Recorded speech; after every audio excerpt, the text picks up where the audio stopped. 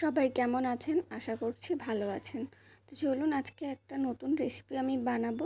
সেটা হচ্ছে নান রুটি। তো অনেক দিন ধরেই সবাই বাড়ি থেকে বলছিল যে নান রুটি খাবে, আর আমারও খুব নান খেতে ভালো লাগে।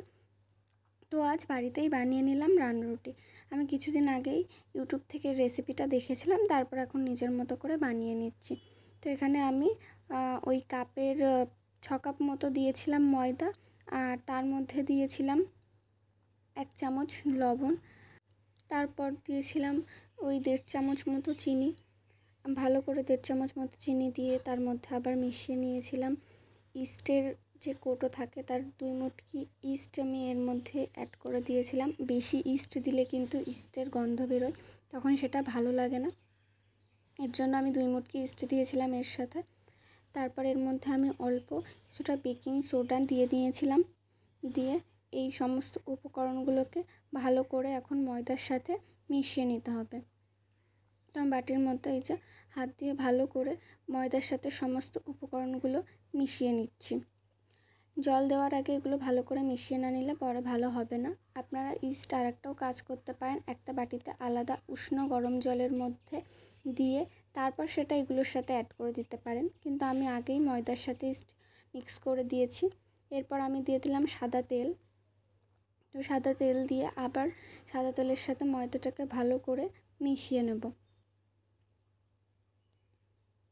তো এরপর আমি আস্তে আস্তে অল্প করে করে উষ্ণ গরম জল দিয়ে মেখে নেব ময়দাটা। তো দেখতেই পাচ্ছেন আমি আস্তে আস্তে অল্প অল্প করে জল নিয়ে মিশিয়ে নিচ্ছি। তো তারপর এই যে প্রায় মাখা হয়ে এসছে, মানে জল দেওয়া পুরো কমপ্লিট। এবার ভালো করে এটা মেখে নিতে হবে। তো আমি ভালো করে মেখে নিয়ে পুরো ময়দার যে ডো সেটা বানিয়ে নিয়েছি। এই যে বাটির মধ্যে রেখে দিলাম। এটা পরে আরও ফুলে যায়, ফুলে গিয়ে আরও নরম হয়ে যায়। এমনিও এখন নরম, পরে আরও নরম হয়ে যাবে, যেহেতু ইস্ট দেওয়া হয়েছে সেহেতু ডোটা ফুলেও যাবে। তো আমি থালা দিয়ে ঢাকা দিয়ে দিলাম। আমি প্রায় ওই 2-3 ঘন্টা মতো রেখেছিলাম। আমি দুপুরবেলা যেহেতু মেখেছিলাম আর সন্ধ্যার দিকে করছিলাম, তো অনেকক্ষণই রাখা হয়েছিল, তার জন্য এই যে দেখুন অনেক নরম হয়ে গেছে, কতটা নরম। তারপর আমি ওখান থেকে ডো বানিয়ে নিচ্ছি। এই যে ওটা ফুলে গেছিলো, দিয়ে আমি আবার একটুখানি মেখে নিয়ে তাই সেখান থেকে আবার ছোট ছোট করে ডো বানাচ্ছি। তো আমরা বাড়িতে ছিলাম 7 জন। আমি ভেবেছিলাম যে 14টা আমাকে বানাতেই হবে, তো একদম পারফেক্ট 14টাই হয়েছিল। তারপর আমি আরেকটু ছিল আর অল্প একটু সব কিছু থেকে নিয়ে 15টা মতো একটা এক্সট্রা বানিয়েছিলাম। তো সবার জন্য 2টো করে পড়েছিল ভাগে। তো আমি একটা ফার্স্টে এমনি নান বানিয়েছিলাম, আর তারপর ঠিক করেছিলাম যে গার্লিক নান বানাবো, মানে ওই আর কি রসুনের কুচি এর মধ্যে একটু অ্যাড করে দিতে হবে। আর এটা যেহেতু আমি বাটার নান বানাচ্ছি, তো যখন এই নানগুলোকে আমি সেঁকবো তখন এর মধ্যে আমি বাটার অ্যাড করে দেবো। তো আমি যে পরের যে নানের রুটিটা বেলছি এর মধ্যে আমি অ্যাড করে দেবো রসুন। তো ভালো করে আগে আমি নানটা গোল করে নিচ্ছি। ওই মোটামুটি এটা একটু পাতলা করেছি, কারণ তুলতে গেলেই আবার ছোট হয়ে এসে একটু মোটা মোটা হয়ে যাবে। আপনারা আরেকটু মোটা রাখতে পারেন, ভালো হবে। তো এর মধ্যে আমি এই রসুনের কুচিগুলো অ্যাড করে নিয়ে আরেকবার বেড়ে নিলাম, যাতে এই রুটির মধ্যে ভালো করে সেট হয়ে যায়। তো হয়ে গেছে। এবার আমি এই নান রুটিটার ইয়েটা রেখে দিলাম থালার মধ্যে। এখান থেকে নিয়েই আস্তে আস্তে ভেজে নেওয়া হবে।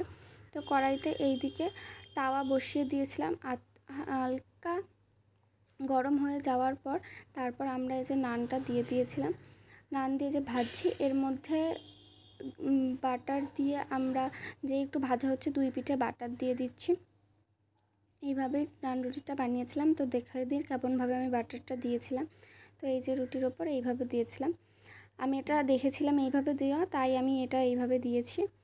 তো আমি প্রথমেই বলেছি যে আমি ইউটিউব থেকে রেসিপিটা দেখেছিলাম, কারণ আমি পারতাম না নান কীভাবে বানাতে হয়। তো সেইভাবেই তারপর নিজের মতো করে করছি। আমি যে বাটারটার পিস রেখেছিলাম সেই বাটারটা আমি এই যে এক পিঠে দিয়ে দিলাম। দেখেছেন হালকা হালকা লাল হয়ে উঠছে নানটা। এক পিঠে বাটারটা দিয়ে পরের পিঠেও এবার বাটারটা দিয়ে নিতে হবে। দিয়ে নেওয়ার পর এটা কমপ্লিট হয়ে যাবে। তো এইভাবে আমি পর 15টা বানিয়ে নিয়েছিলাম। আর বানানো হয়েছিল ঘুগনি এর সাথে, আর মাংসও ছিল, যেহেতু আমি মাংস খাই না আমাদের জন্য ঘুগনি ছিল। এই যে দেখুন কি সুন্দর সাজিয়েছি প্লেটের মধ্যে। আর এই যে নান ওই যে বড় বড় করে বেড়েছিলাম, কিন্তু দেখেছেন কেমন ছোট হয়ে মোটা হয়ে গেছে। তো এই যে এই জায়গাটা খুবই নরম আর খেতে খুবই টেস্ট হয়েছিল। তো আপনাদেরকে ছিঁড়ে দেখাচ্ছি। এই যে নানের ভেতর যেই রকম হয় দেখুন সেই রকমই হয়েছে এখানে। তো খেতে খুবই টেস্ট হয়েছিল। আপনারাও বাড়িতে নান বানিয়ে খাবেন, খুবই সুন্দর। কিছু মুখরোচক বানাতে গেলে তো একটু খাটনি করতেই হয়, কিন্তু তারপর এত সুন্দর খাবার খেতে হলে যাই হোক, সব মিলিয়ে খুবই সুন্দর হয়েছিল। আর এই দেখুন অনেক সফটও হয়েছিল। তো আপনারাও এটা বাড়িতে অবশ্যই বানাবেন, খুবই সুন্দর লাগবে। আর দিয়ে বিভিন্ন রকমের মাংসের রেসিপি বা ঘুগনির সাথে বা নান চানা মটরের সাথেও খেতে পারেন। তো টাটা, দেখা হবে পরের ভিডিওতে। Please subscribe.